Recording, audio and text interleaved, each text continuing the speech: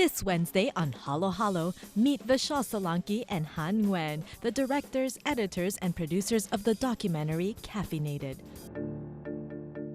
Plus, Cindy J. Lee dishes on the latest in all things Korean, from music to movies and love.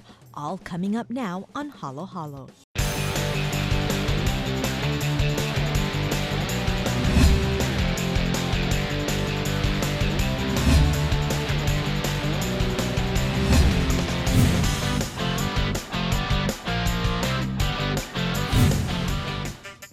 I'm Kat Iniba, and thank you so much for tuning into Halo Halo, your top entertainment and lifestyle show for Asian Pacific Americans. Joining us in the studio today are the filmmakers behind the documentary Caffeinated. Meet Vishal Solanki and Hanh Nguyen. Welcome.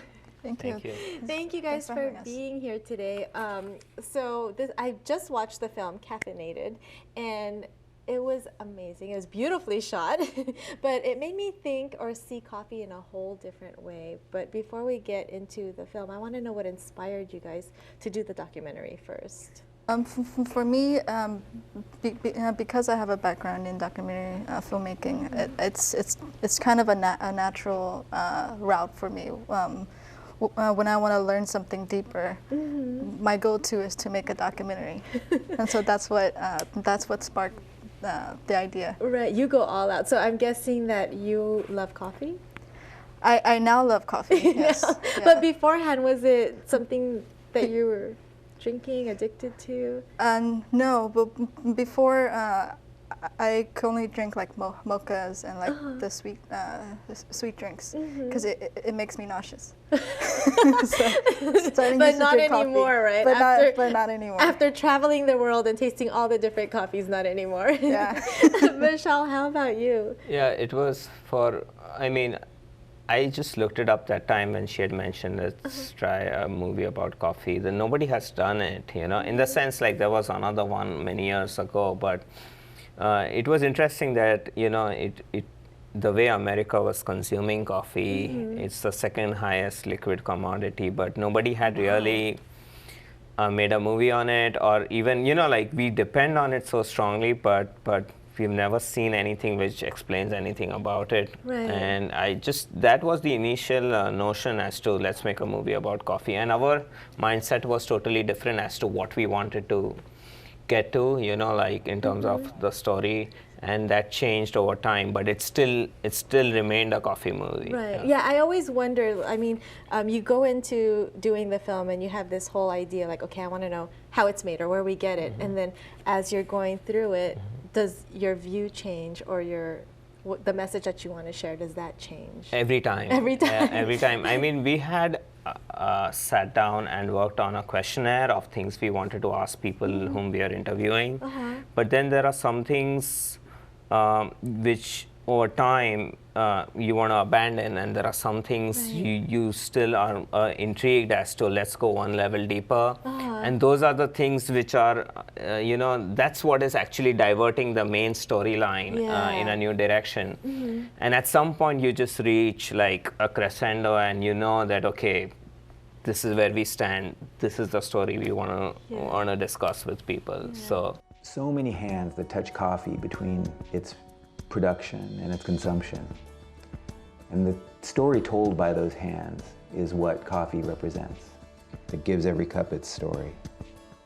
And I say, though we spent 4.5 years on this, I think we've barely scratched the surface of what the industry has to offer. Right. Now, I understand that the first initial plan was just to go through cafes in the U.S., right? But then you ended up in Nicaragua, you ended up in India.